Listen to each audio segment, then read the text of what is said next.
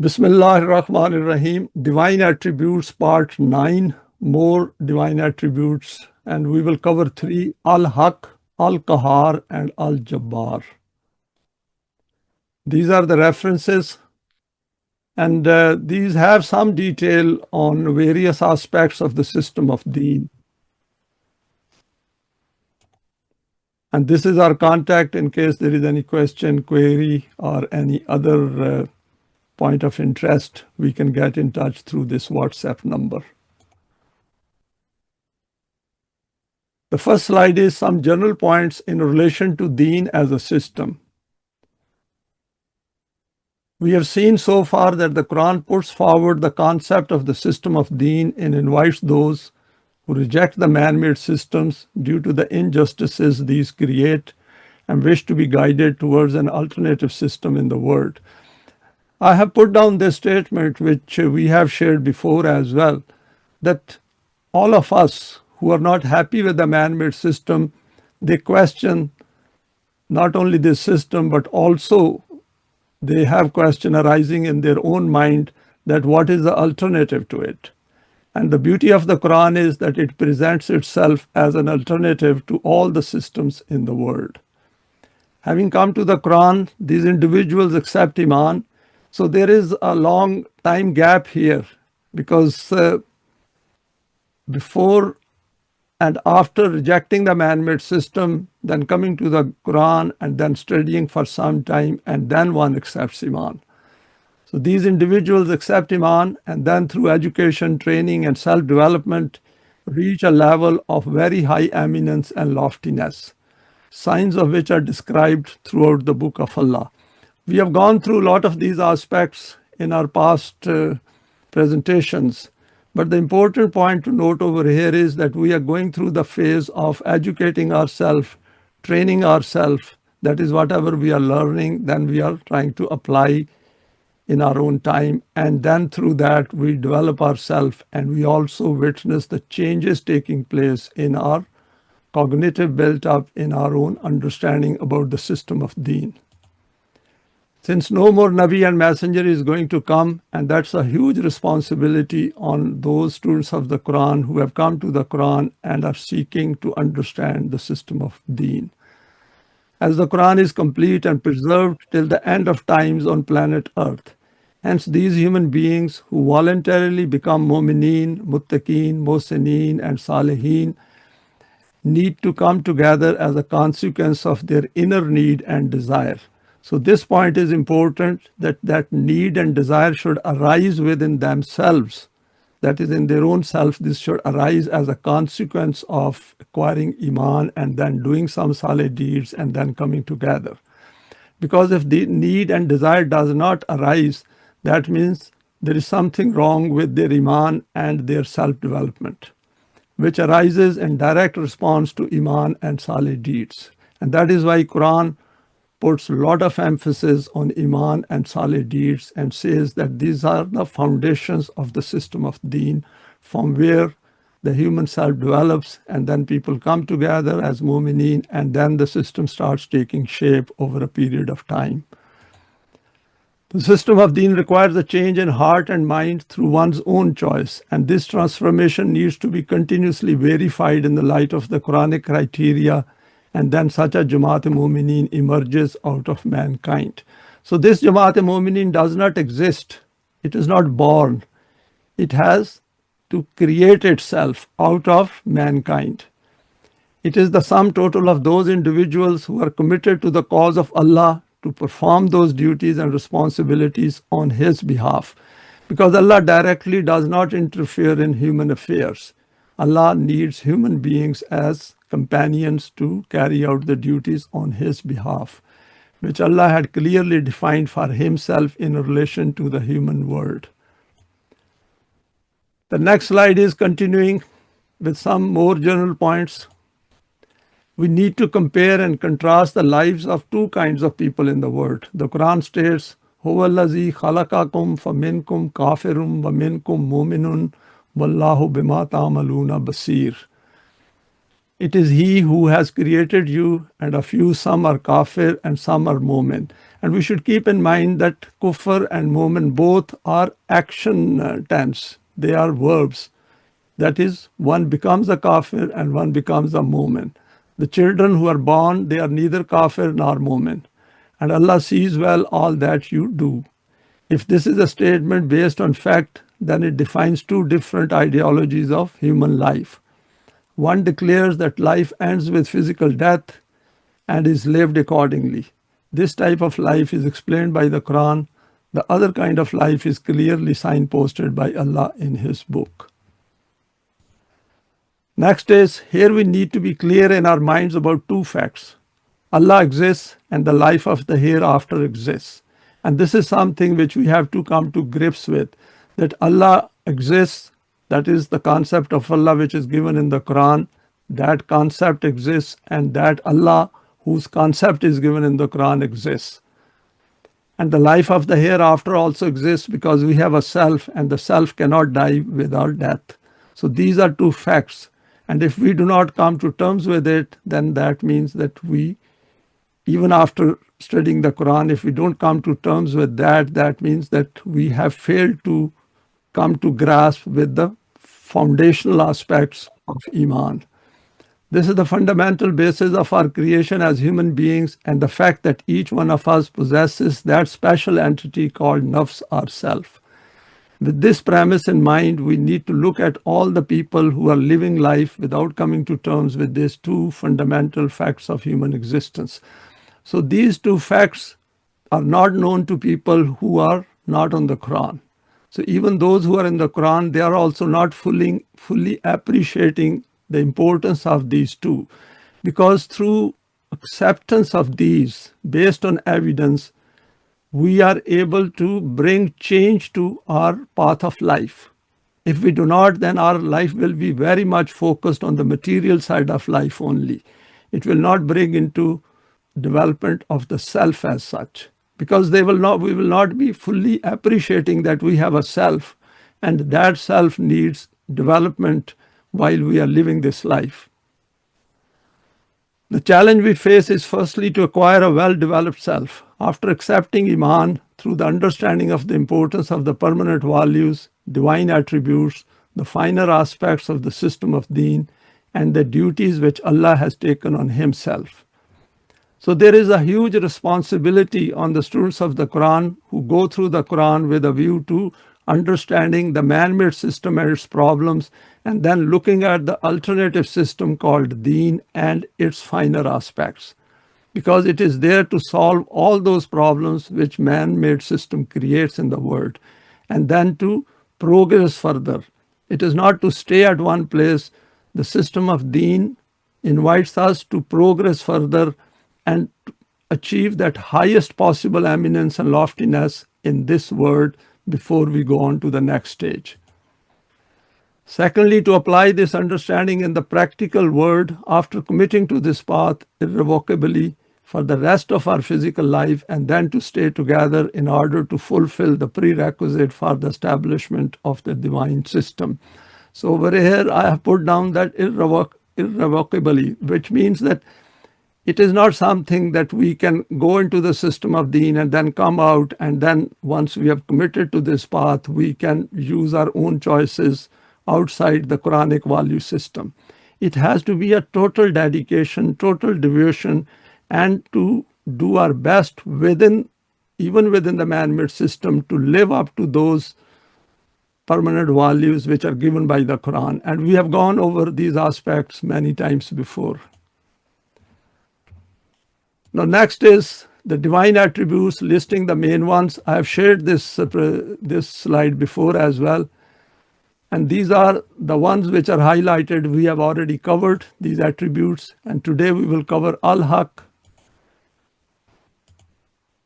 and we will cover Al-Qahhar, and we will cover Al-Jabbar. With regard to these divine attributes, we should keep in mind that potentials to understand and manifest these attributes are kept within each human self. I put it down in just to remind ourselves that all of us have those latent potentials which we can bring out in the light of the Quran. And this platform we are using in order to educate and train ourselves and bring out those attributes. Because unless we bring out those attributes will go with us without being manifested, and we will just die. And that will be unfair and injustice to our own self, that these attributes were there in the form of latent potentials and we did not bring them out. The human world is created in such a way that we come to the Quranic guidance and start to follow it. Opportunities present themselves through our social interactions with each other as we live our life. And this is another important aspect to remind ourselves that we are in the community of mankind. We interact with each other. And the more we interact with others through our social relations, the more we learn. And once we have learned these permanent values and divine attributes and other aspects which are given in the Quran, then we are able to experience ourselves. Then we are able to test our own abilities, our own potentials. And that is how these potentials come out. For us to relate these attributes within the permanent values to various events with which we are faced in the world. So whatever events we face in our individual life and in a collective life, we should remain fully aware of what is going on around us and what is going on through our own mind as well. Al-Haqq, an excerpt from the meanings of the Quran, volume 1. Haqq, and a root is given here. This is a very comprehensive term of the Quran. It is usually translated in English as truth or right, but in fact it has a much wider meaning. According to Lane, its primary signification is suitableness to the requirements of wisdom. So part of wisdom is in it. Justice, right or rightness, truth, reality or fact are to the exigencies of the case as the suitableness of the foot or a door in respect of its socket for turning around rightly. And this is interesting that there is when the door in the olden times, if we open it, there is a bracket on the top as well as the bottom, and that used to be called haqq as well. And that is the one which is holding the door in its position and giving it stability. The state or quality or property of being just, proper, right, correct, or true. The state of being established or confirmed as a truth or fact, everlasting existence, and that is interesting, that is also comes under haqq, valid, substantial, or real. So all these have to be based on evidence, existing as an established fact so as to be undeniable. So for example, Quran says that heavens and the earth are created al-haqq, and we can see them, we can feel them, and we live in that. These several meanings of this word make it perfectly clear that haqq is by no means confined to the realm of thoughts and ideas, notions and beliefs. So it is not airy-fairy that, okay, haqq exists, but we cannot see it. We can see it, we can experience it, there is plenty of evidence of it, and once we follow the Quran, we can identify it and also deal with it. It stands for those constructive results of conceptions and beliefs which manifest themselves in a tangible form, and that is important, tangible form, that these should be visible. These should come before us. For example, whatever we are doing now, its effects we should be able to face in the future and are in harmony with the changing needs of the times. One example is that the law of requital is al-haqq. No belief or theory relating to this word can be described as haqq unless its truth is established by a positive manifestation of its constructive potentialities. So empirically, it can be tested, for example, if not in a short term, but over a long period of time. These constructive results will be abiding and imperishable, for the word haqq is used only for things that are abiding and imperishable. Now we go to the next slide for elaboration, al-haqq. Allah has used al-haqq for himself. فَذَلِكُمُ اللَّهُ رَبُّكُمُ الْحَقُّ فَمَاذَا بَعْدَ الْحَقِّ إِلَّا الضَّلَالُ فَأَنَّى تُصْرَفُونَ. Such is Allah, your Rabb. Al-haqq, other than al-haqq, there is misguidance. How then are you turned away? And this is very interesting because over here Quran first says, فَذَلِكُمُ اللَّهُ, this is what Allah is. What is He? Rabbukum, that is related to the aspect of rububiyat, that He has taken the responsibility of providing guidance to everything which He has created, and it is Al-Haqq. In another place, Quran says, "Zalika bi anna Allaha huwa al-haqqu wa anna ma yad'una min dunihi huwa al-batilu wa anna Allaha huwa al-aliyyul kabir." That is because Allah is Al-Haqq, and those besides Him whom they invoke, they are batil. And batil are those aspects which do not produce good results, which do not produce constructive results. They create destruction. And we can see plenty of batil in the world of 2025, the systems created by human beings. Verily, Allah is He, most high, most great. This whole system of the universe is established on Haqq. Allah Himself is absolute Haqq. He has created it with Haqq, i.e., it is not mere fiction and an illusory mirage. And we'll be surprised if we read some of the philosophical work of some of the people. They think that this whole universe and human existence is an illusion. It is a concrete reality and is brought into existence to produce constructive outcomes. And Quran has said that those who reflect on the creation of the heavens and the earth and on their own creation, they come to this conclusion, Rabbana ma khalaqta haza batila, that this universe and everything which He has created is not batil but for constructive purposes. So all the destruction which we see is because of the man-made systems and not being Haqq.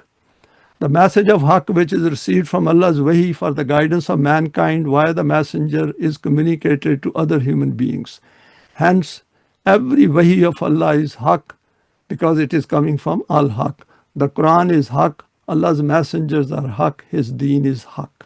So we can see that how much truth and fact-based evidence is within the Quran. In the word, the process of the tussle between Haqq and Batil, that is constructive and destructive aspects, is continuing.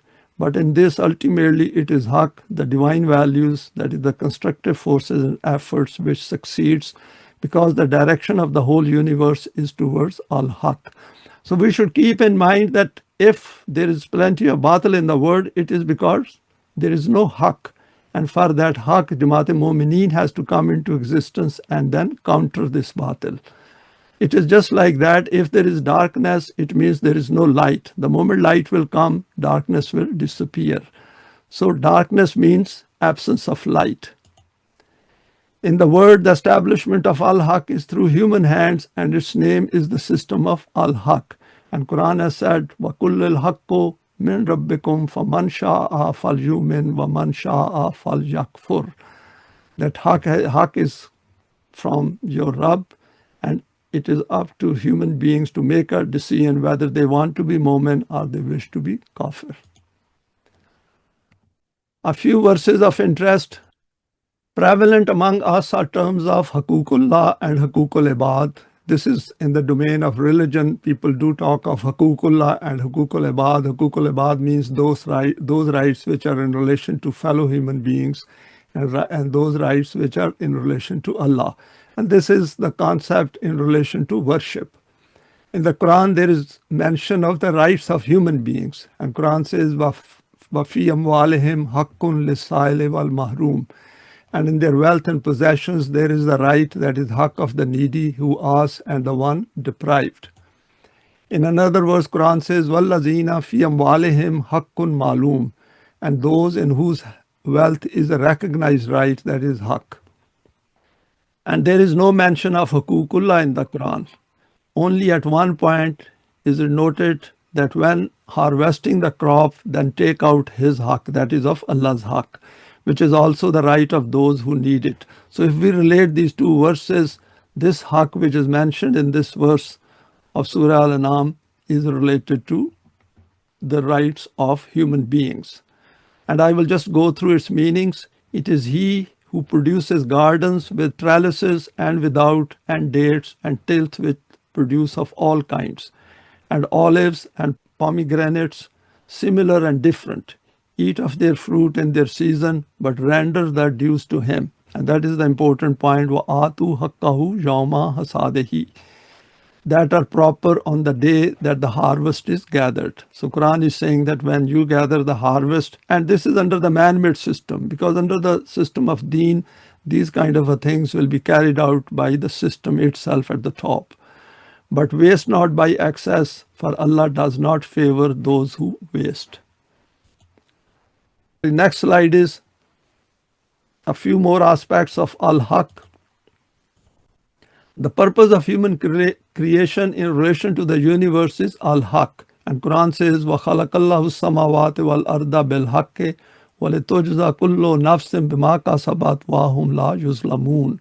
And this is a verse in relation to the law of requital or law of mukafat. And we should remember it by heart, at least the reference that it is 45:22. Because if somebody asks us that what is the purpose of human creation, then we can quote this verse right at a very fundamental level. Allah created the highs and lows of the universe as Al-Haqq, and in order that each self may find the recompense of what it has earned and none of them be wrong. So Quran puts it very clearly in front of us that each one of you is accountable.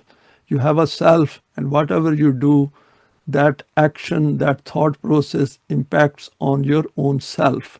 So don't think that you will get away with that, because the imprint will be there. So what we need to do is do a lot of good. If we have done something bad in the past, then we should do a lot of good in order to compensate the effects of bad deeds. And in today's world, in today's digital world, we can see that wherever we use the internet, we leave our footprint behind. So we simply cannot avoid that. So if human system can do that, we can see that how foolproof Allah's system is. And we can figure it out by looking at our own past and present. We can find out that what exactly we are doing and what are its impacts on us. If we wish to figure out Haqq, Quran says, فَوَارَبِّ السَّمَاءِ وَالْأَرْضِ إِنَّهُ لَحَقٌّ مِثْلَ مَا أَنَّكُمْ تَنْطِقُونَ. Through the evidence of the rububiyyat in the system of the universe, he, that is the messenger, states with full conviction that whatever is being stated through the revelation is a reality. So it is Haqq. Such a reality as we ourselves are talking about it. For example, I'm going through this presentation and all of you are listening to it. And that is also Al-Haqq, because you are listening it and I am going through this presentation and sharing Allah's book among us. So this is what Quran says, that raise the awareness of yours and you will find out that your own existence is a fact of life and your own death is a fact of life, and whatever you are doing in this world, that has an impact on yourself as well as on others. The administration of justice is Al-Haqq. وَالْوَزْنُ يَوْمَئِذٍ الْحَقُّ فَمَنْ ثَقُلَتْ مَوَازِينُهُ فَأُولَٰئِكَ هُمُ الْمُفْلِحُونَ. The balance that day will be Al-Haqq. Those whose scale will be heavy will prosper. And the important thing over here is, to which the Quran is drawing our attention, that create a system in which this happens.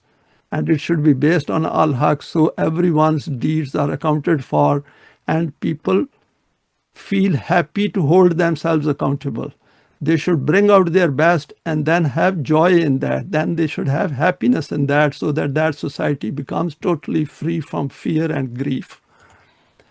If Haqq had started to follow the desires of human beings, then وَلَا بِاتَّبَعَ الْحَقُّ أَهْوَاهُمْ لَفَسَدَاتِ السَّمَاوَاتُ وَالْأَرْضُ وَمَنْ فِيهِنَّ.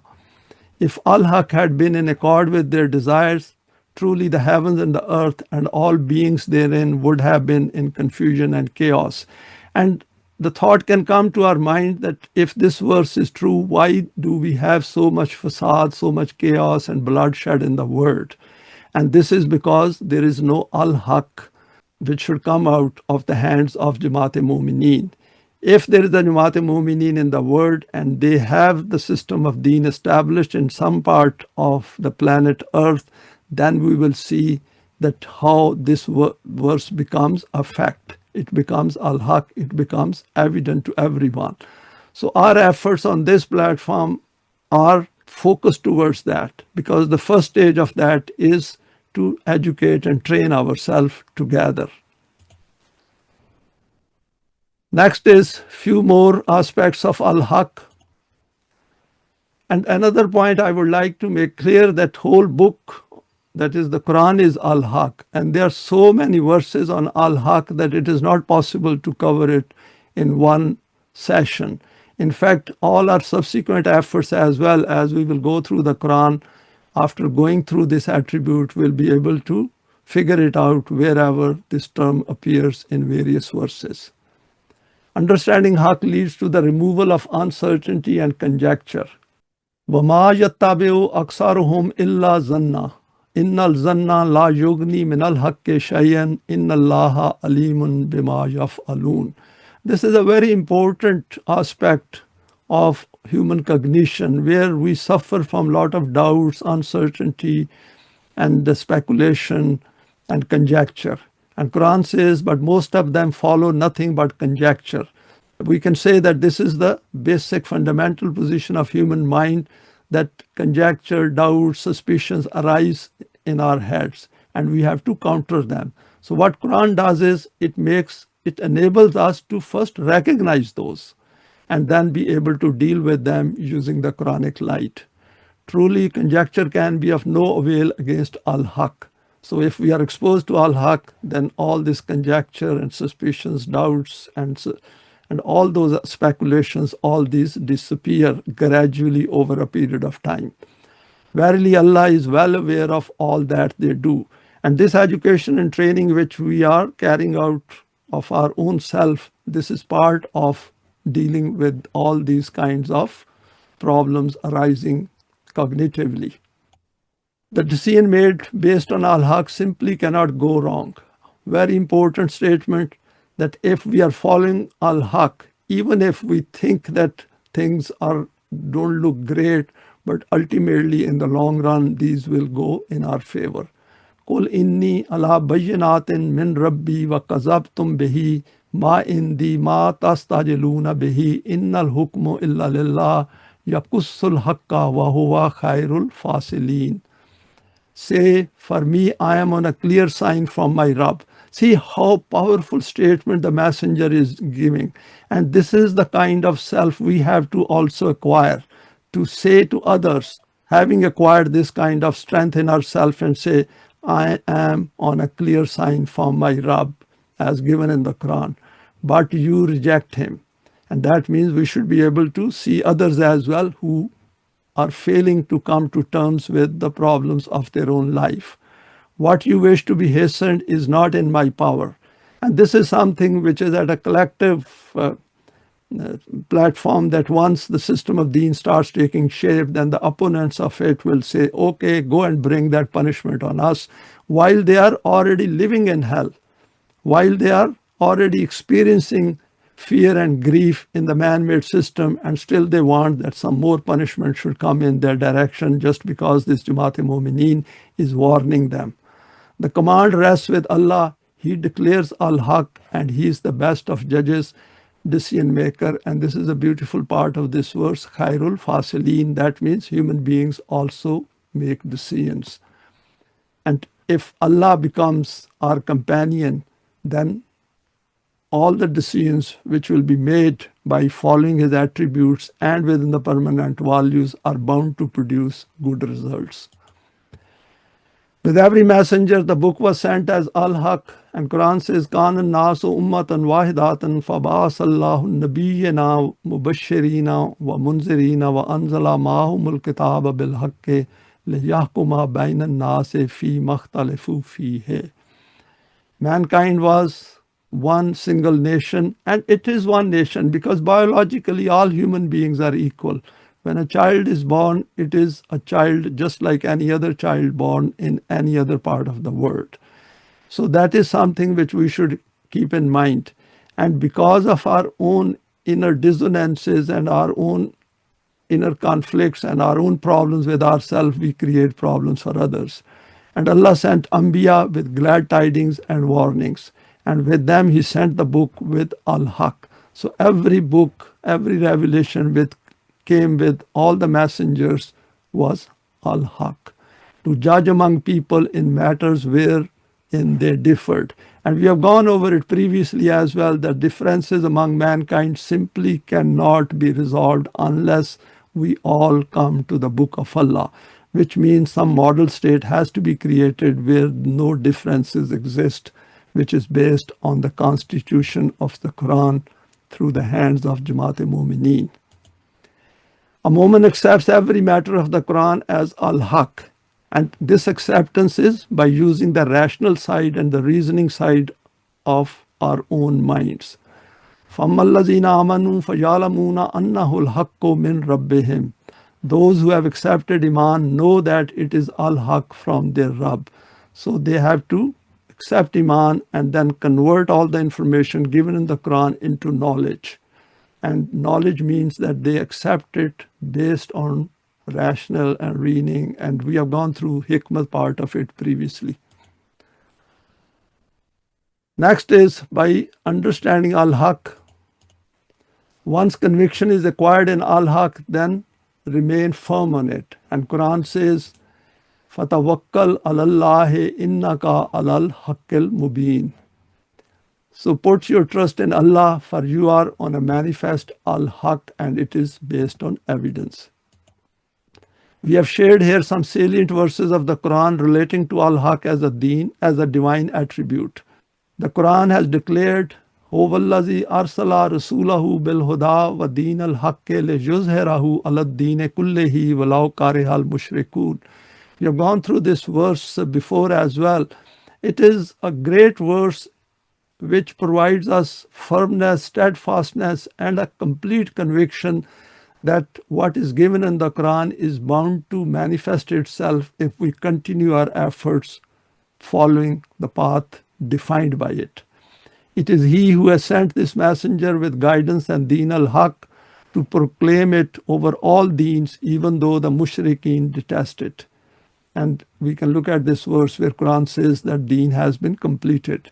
And that is why there is no need for any messenger to come. There is no need for any further wahi. So Quran is complete, preserved for all times. So we can go to it and carry out and follow the procedure given in it to establish the system of Deen. Deen bestows a system of life, and the configuration of this life is that it is an indivisible unit whose parts cannot be separated. This is a beautiful sentence which is appeared in volume 2 of the meanings of the Quran.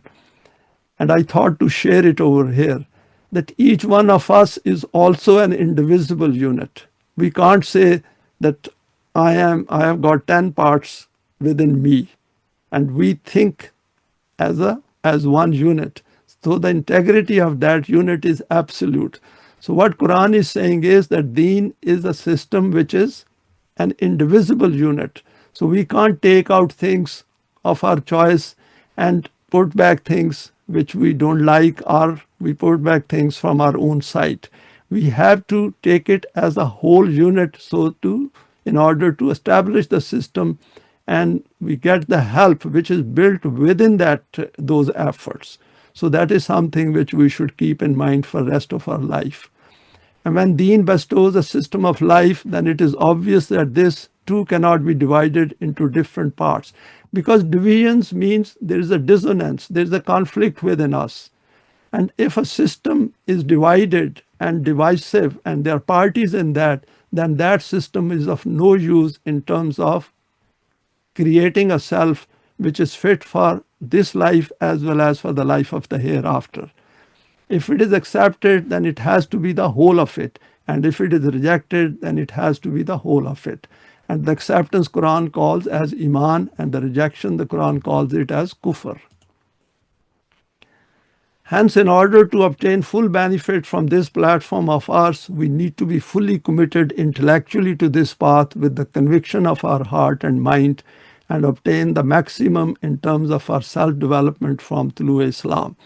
And this is something which I went through when I was putting this paragraph or this over here. I went through it very carefully a number of times, that in our own mind, because our life is finite in this world, and are we getting the best from Tulu Islam or not? And that is something which should be at the back of our mind.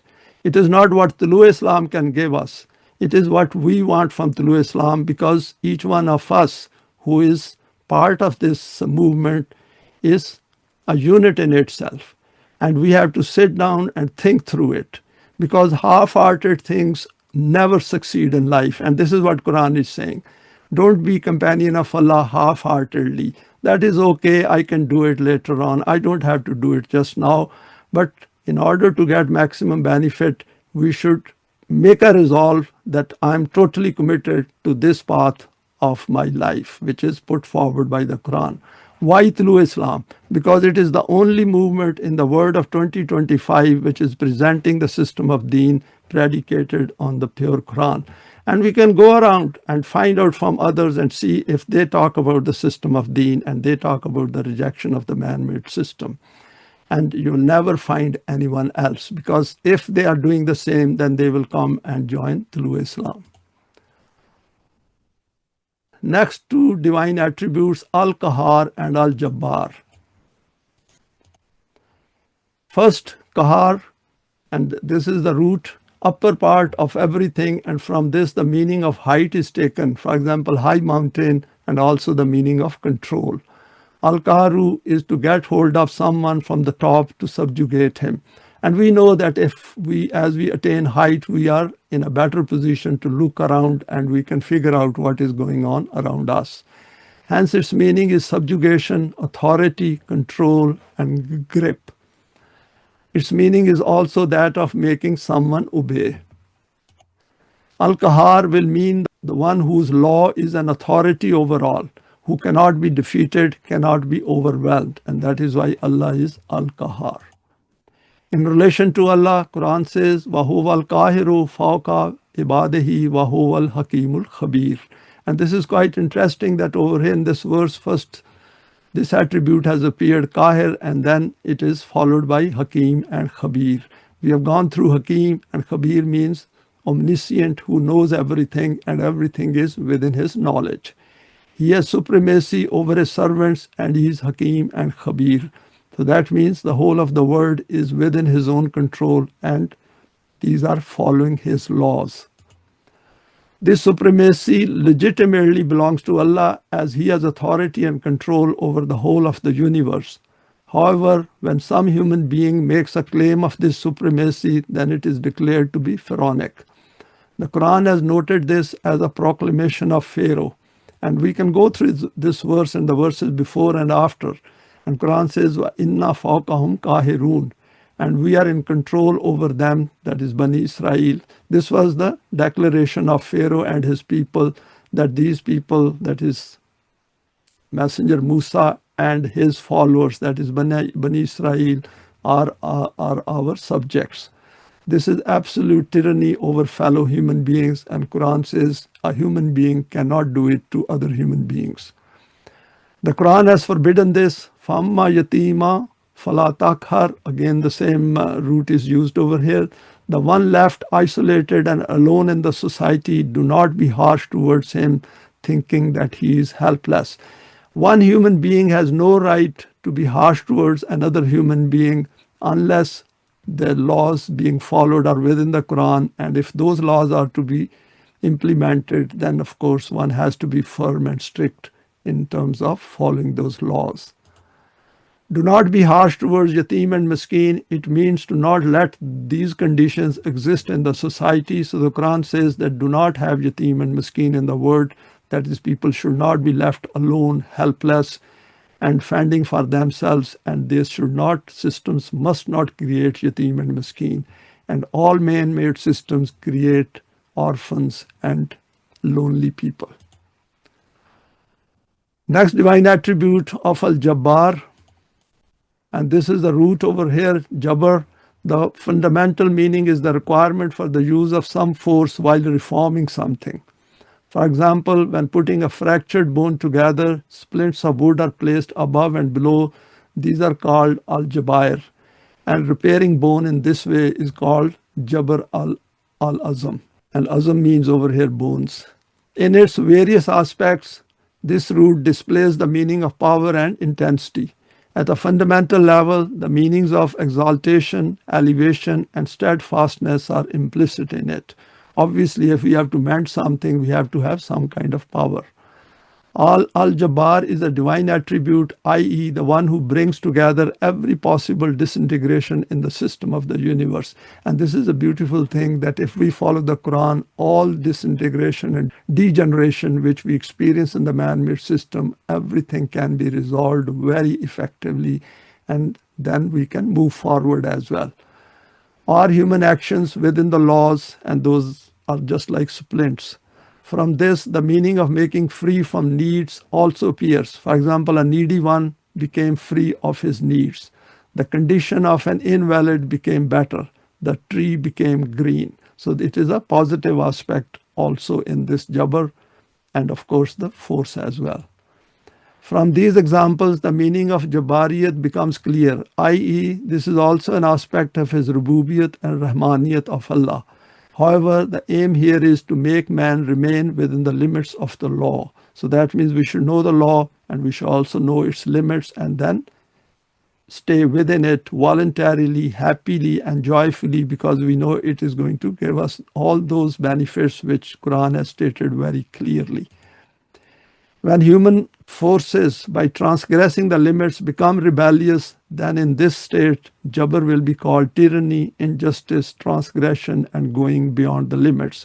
So wherever this root has appeared in the Quran, we have to see the context in which it has been mentioned. Next is some excerpts from the human self and Allah.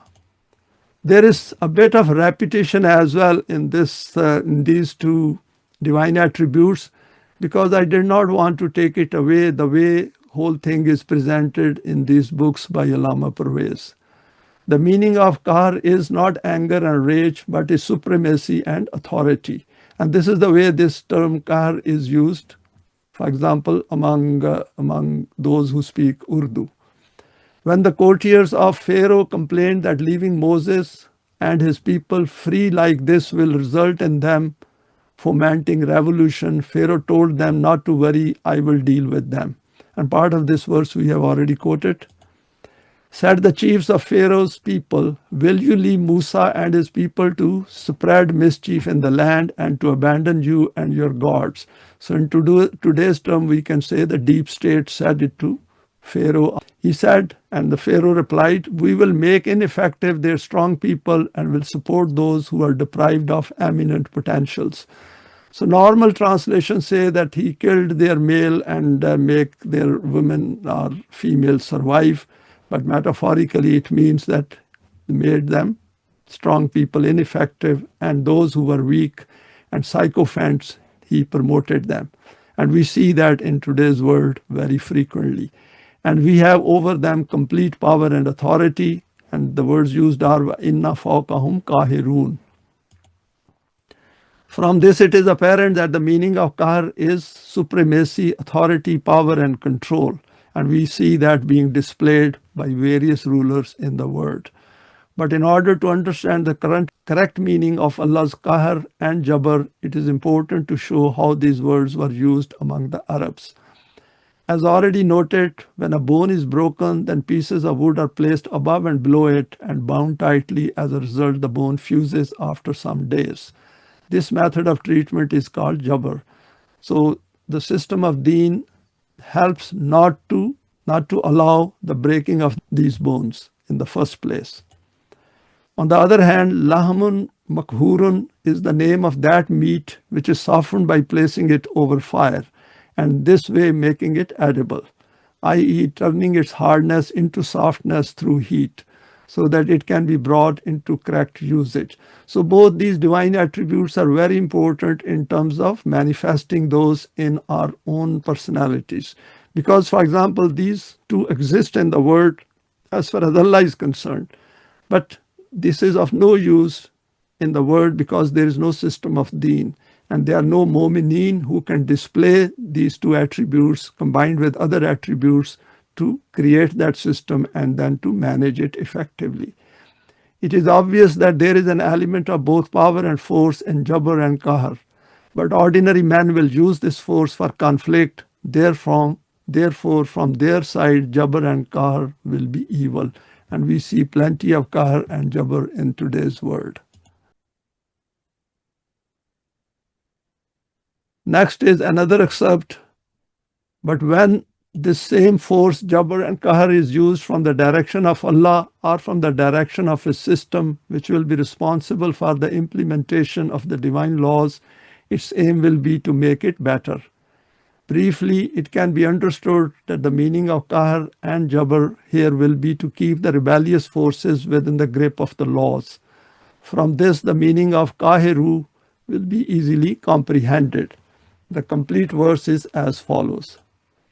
If Allah touches you with affliction as per His laws, none can remove it but He. If He touches you with happiness as per His laws, He has defined scales for everything. He is supreme, watching all His servants, and He is the wise, acquainted with all things. There is no other possibility for man to counter the harm which reaches him through disobedience of the laws of Allah except by returning to His laws. This is the same condition for seeking good, because the scales of good and bad are established according to His laws over which He has complete control. Supremacy of His is not that of tyranny and corruption. He is aware of every matter, and His every decision is based on hikmat. And we have gone through hikmat in a previous presentation. The system of the universe is not functioning under blind forces. The effect of every deed in it is established according to His laws. If adversity falls on someone, then that too comes in recompense of his deeds according to the law of requital of Allah. Allah has established scales, that is, laws for these matters, and not only has He established laws, but He is so sovereign and omnipotent that His laws continuously carry on establishing their own respective results. Nothing in the universe is outside the grip of these laws. If there was no law here, or the grip of these laws was weak, then the system of the universe would turn upside down. Similarly, the law of Allah is functioning within the world of human beings. He is omnipotent, keeping watch over His servants, and He sets guardians over you. An excerpt casting more light on Al-Jabbar. As with Qahhar, the correct meaning of Jabbar is not generally comprehended among us. From this also the mind moves towards the meaning of the use of force and coaxing. As has been explained under the previous topic, the meaning of Jabbar is to fix some problematic issue in such a way that force is made use of.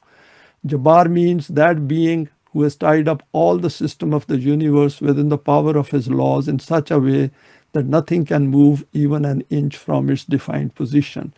And in this grip, there is not an iota of injustice or duress, and that is another important aspect. That is, there is no injustice and duress, because at times one hears these kind of comments that if Allah is watching, why doesn't He help those who are being killed in Palestine? Allah follows His laws. Rather, it is completely based on wisdom and understanding, and it is in order to make the system of the universe function on a pattern of balance. So all the events which are taking place around us, even under the man-made system, we should look at them as part of Allah's laws. And Quran has very clearly stated that what kind of world will emerge when people will not follow the system of Deen in the world. Jabbar also means that being who puts right every disorder. So if we want an order in the world, then we have to go towards Allah and make use of His divine attribute of Jabbar. In this technique of treatment and reformation, control and authority is also included. When man lives life according to a wrong path, then conflict will surely arise in his life. And this is interesting, that when we talk to the people and they see that there are obvious problems in the world and there are obvious causes as well. It is human beings who are causing misery and genocide in Palestine. Then why are we looking for a solution from Allah? We have to go towards these human beings and ask them that why are they doing it? And why are they different? Why can't they let others live as well in Allah's land? And this is where the role of Muslims comes into it, that they first understand the Quran and then they explain to others. But if they themselves are in darkness, how are they going to spread the light of Allah?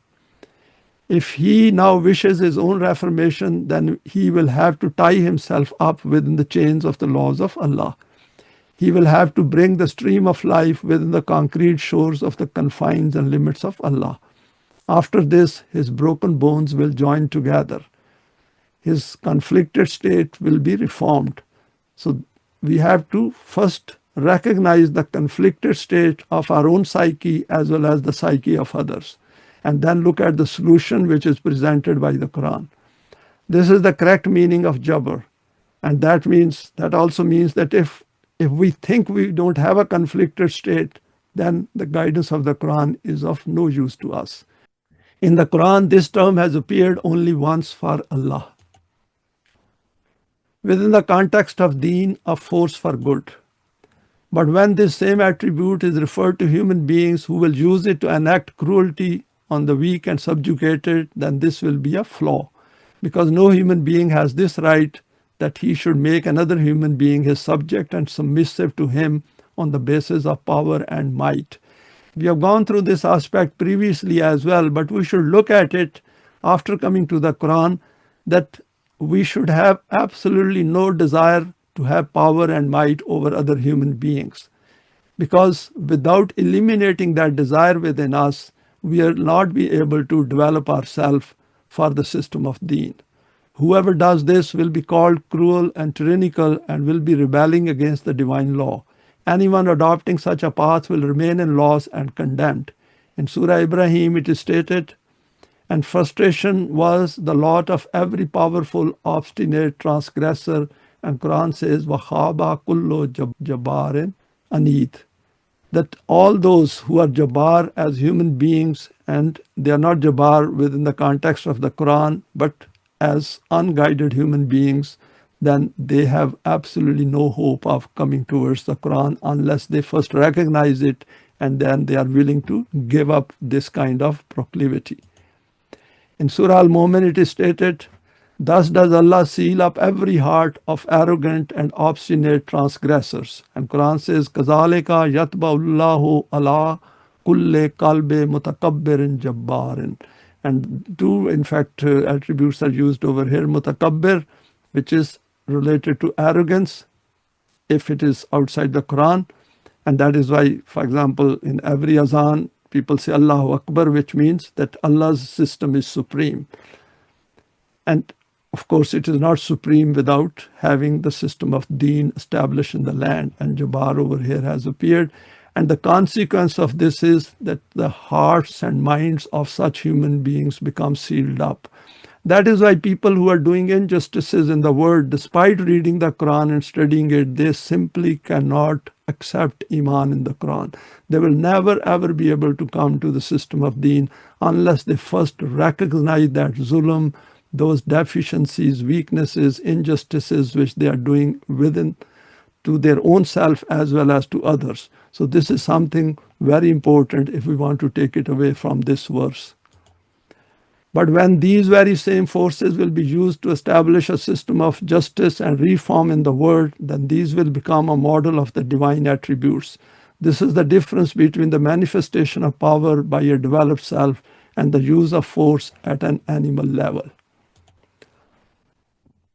Next slide is understanding and manifesting these attributes.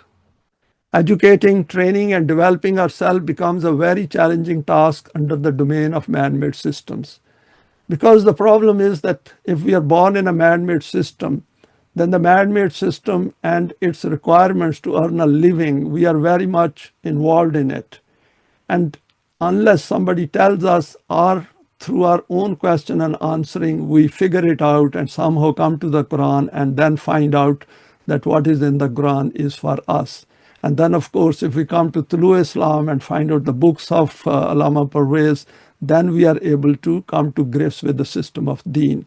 Because all the translations of the Quran are inadequate and a lot of tampering has been done. People have put in their own emotions into it, own desires into it, because most of these people who translated, they never knew what system is and what Iman is.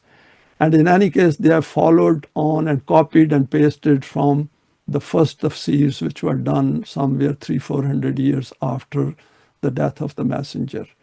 Here the motivation arises due to the injustices and exploitations experienced under these systems, and by looking at the alternative concept of Deen presented by Allah in the Quran.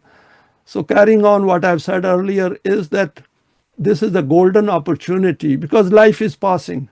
Week comes, week goes away. From Sunday to Sunday, we have seen how quickly the time is passing. So we have to come to grips with the Quran firmly, saying that my rest of my life is on this path. I'm totally dedicated to it, and I will do my best in the company of everyone to proceed towards the system of Deen. And the only self I can educate and train is my own self, and I will develop it to the highest level possible before death arrives. We witness that even those people who face opposition and persecution, when they stand up against the wrongs committed under the man-made systems by those in power, they still continue to stand up for their cause. And this is amazing in human beings, that even under the man-made system, people are fearless and they stand up against the injustices of the system. We have seen that a lot of people have stood up across the world to stop this genocide in Palestine. What makes them do this? And that is the point we should keep in mind, that what is motivating them. That means there is something within each human being in terms of making choices, that they come to this conclusion at some point, enough is enough, I'm going to stand up against the injustice in the world. But the only issue is, under the man-made system, it will take a long time of trial and error before people can succeed. Generations will pass, people will suffer, and then at some time, still they will have to come to the Quran in order to come to the system of Deen. So without the Quran, the system of Deen is just an impossibility. Allah, despite being Al-Qahhar and Al-Jabbar, cannot act directly in the human world and needs the companionship of human beings who volunteer to become mu'mineen and then unite, as noted, for example, in these two verses. We have gone through these verses a number of times. This means that we as human beings possess the latent potentials to acquire these attributes and then to be able to manifest these once their environment for Deen becomes created. So the important point, as I've already stated, for us is, for example, from today's presentation, that I have equivalent of all these divine attributes, latent potentials within me. How many of these latent potentials I would like to manifest before I leave this world forever for the next world of Deen? So that is the question we have to ask. And Quran has said this is free. You don't have to spend a penny on it, but there are certain aspects of it which you have to keep in mind, and that is to come together, unite your hearts, and then stay together and work towards the system of Deen. This is not something individual we can do like a worship in our own time. There is no concept of worship in the Quran. We have to obey the laws of Allah. And before that obedience comes, we have to know what those laws are and what is expected from our self-development.